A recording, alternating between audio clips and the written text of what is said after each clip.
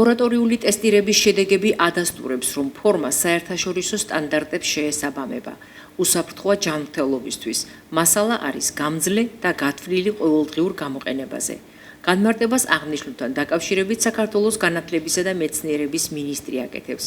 როგორც გივი მიქანაძე სამინისტროს ოფიციალურ Facebook გვერდზე გავრცელებულ ვიდეოში ამბობს, ფორმით ქვეყნის მასშტაბით პირველ ეტაპზე უზრუნველყოფილი იქნებიან პირველკლასელები.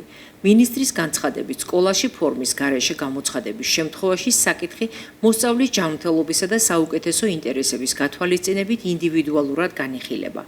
და რა ხდება მაშინ, თუ მოსწავლე სკოლაში ფორმის გარეშე გამოცხადდება. პასუხს ამ საკითხზე და ზოგადად ამ თემასთან დაკავშირებულ ყველა დეტალზე მინისტრის ოფიციალურ განმარტებაში მოისმენთ. 2026-2027 სასწავლო წლიდან საჯარო სკოლების დაწყებითი საფეხურის მოსწავლეებისთვის სავალდებულო ხდება სასკოლო ფორმის ტარება. ეს გადაწყვეტილება ემსახურება თანასწორობას, მოსწავლეთა უსაფრთხოებას, სასკოლო კულტურის განვითარებასა და სასწავლო გარემოს გაუმჯობესებას. ჩვენთვის უმნიშვნელოვანესია, რომ სასკოლო ფორმის ხარისხი იყოს საერთაშორისო სტანდარტების შესაბამისი და ხელმისაწვდომობა იყოს მაქსიმალურად უზრუნველყოფილი. მინდა საზოგადოებას ვაცნობო, რომ სასკოლო ფორმების ყველა მოდელმა წარმატებით გაიარა საერთაშორისო აკრედიტაციის მქონე ლაბორატორიის SGS CSTC Standards Technological Service Company Ltd-ს მიერ ჩატარებული ლაბორატორიული კვლევების დადგენილი ტესტირებები და სრულად აკმაყოფილებს დაწესებულ მოთხოვნებსა და სტანდარტებს. ტესტირების შედეგები ადასტურებს, რომ ფორმა, რაც ყველაზე მნიშვნელოვანია, უსაფრთხოა ჯანმრთელობისთვის, ხოლო მასალა არის გამძლე და პრაქტიკული, გათვლილი ყოველდღიურ აქტიურ გამოყენებაზე. SGS CSTC Standards Technical Service Company Ltd საერთაშორისო კომპანია, რომელიც ერთ-ერთი წამყვანია ტესტირების, ინსპექტირებისა და სერტიფიცირების მიმართულებით.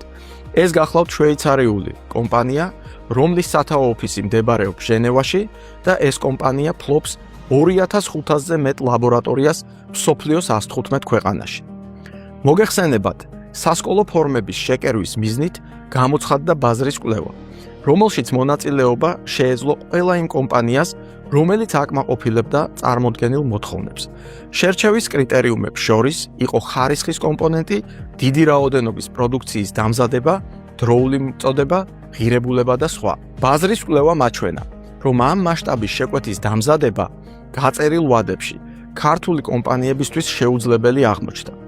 ბაზრის კვლევაში გაიმარჯვა საქართველოში რეგისტრირებულმა ჩინურმა კომპანიამ Glory Textile Industry. ამავე კომპანიამ სასკოლო ფორმების დამზადებისა და საქართველოში მისი მოწოდების უზრუნველყოფა ჩინეთში წარმოებელ ბრენდს შეუკვეთა, რომელიც სასკოლო ფორმებს ევროპისა და აზიის ქვეყნებისთვის კერავს. სამინისტროს მიზანია, რომ საქართველოშივე შევძლოთ სასკოლო ფორმის შეკერვის უზრუნველყოფა და ამას ეტაპობრივად აუცილებლად მივახცევთ. რაც შეეხება ღირებულებას, სასკოლო პიჯაკის ღირებულება განისაზღვრა 45 ლარით, ხოლო სასკოლო შარვლისა და სასკოლო ქვედაკაბის ღირებულება 25 ლარი. საქართველოს მთავრობის გადაწყვეტილებით ფორმა უსასყიდლოდ გადაეცემა საჯარო სკოლის დაწყებითი საფეხურის მოსწავლეებს, რომლებიც რეგისტრირებულნი არიან სოციალურად დაუცველი ოჯახების მონაცემთა ერთიან ბაზაში და მათი ოჯახების სარეიტინგო ქულა 65,001 ქულაზე ნაკლებია. მოსწავლეებს, რომლებიც იმყოფებიან სახელმწიფო ზრუნვაში და მოსწავლეებს, რომლებიც 2022 წლის 24 თებერვალს უკრაინაში დაწყებული საომარი მოქმედებების შედეგად ვერ ახერხებენ უკრაინის სკოლებში ზოგადი განათლების მიღების გაგრძელებას და ჩარიცხული არიან საქართველოს საჯარო სკოლებში. რა ხდება იმ შემთხვევაში, თუ მოსწავლე სკოლაში გამოცხადდება ფორმის გარეშე? სკოლა მშობელთან კომუნიკაციისა და თანამშრომლობის გზით დაადგენს ამის მიზეზებს.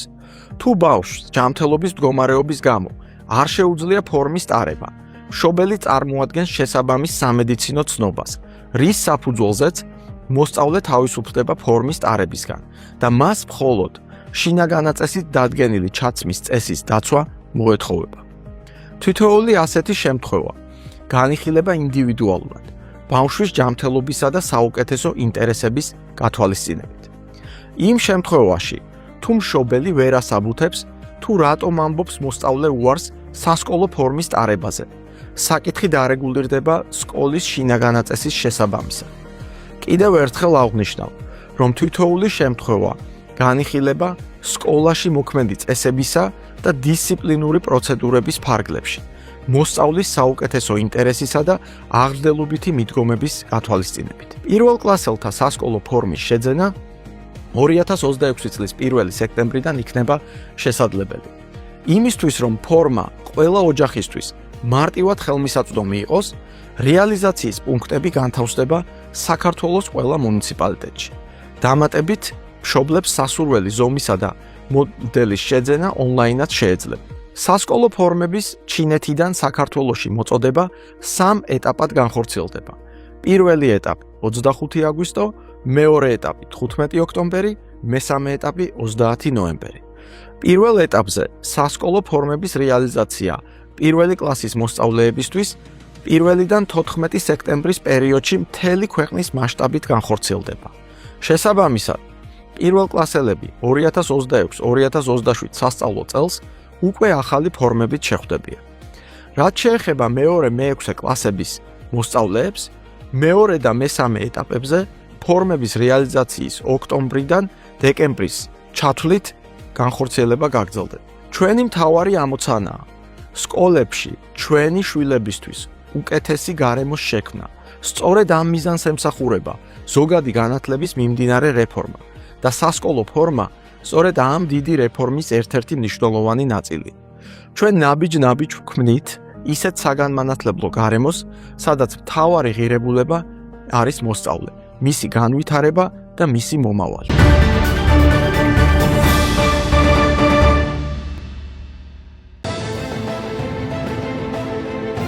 გზავრეთ რკინიგზით, რომელიც ახალი სიჩქარით მოძრაობს.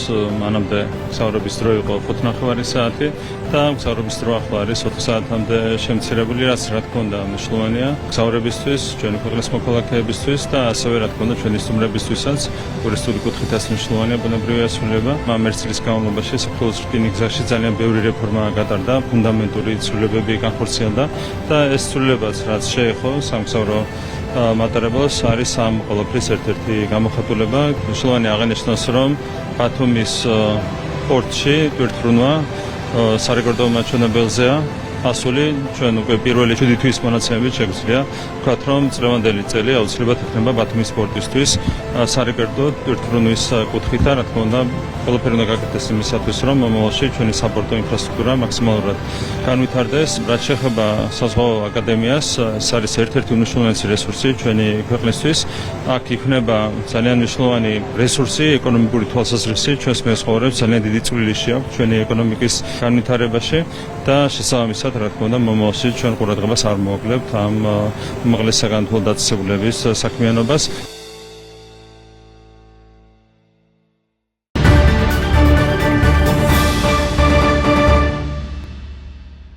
ალექსანდრე აკოფაშვილი, ანდრია ქრისტესაშვილი, გიორგი ცხადაძე. ასე გამოიყურება ჯემალ მახათაძის სახელობის საჭადრაკო მემორიალის ლიდერთა სამეული მამაკაცთა შორის. ღია ტურნირის გამარჯვებული ქალთა შორის ჟანა ლაჟევსკაია გახდა. ანასტასია ჭიჭინაძე მეორე ადგილზე გავიდა, თამარ ესაძე კი მესამეზე. ვეტერანთა შორის მეტი შედეგი ზურაბ ლიფონავას ჰქონდა და ტურნირის გამარჯვებული ამ კატეგორიაში სწორედ ის გახდა. საუკეთესო შედეგის მქონე 14 წლიანი ვაჟის სტატუსი რევას ცივაძე მოიპოვა, გოგონებს შორის კი ყველაზე შედეგიანი ამ კატეგორიაში მარიამ გიორგაძე იყო. გამარჯვებულებს ფულადი პრიზები, თასები, მედლები და სიგელები გადაეცათ. ტურნირში სხვადასხვა რეგიონის 160-ზე მეტი მოჭადრაკე ასპარეზობდა. ჯემალ მახათაძის სახელობის მე-10 საჭადრაკო მემორიალი ზესტაფონის სპორტის სასახლეში გაიმართა.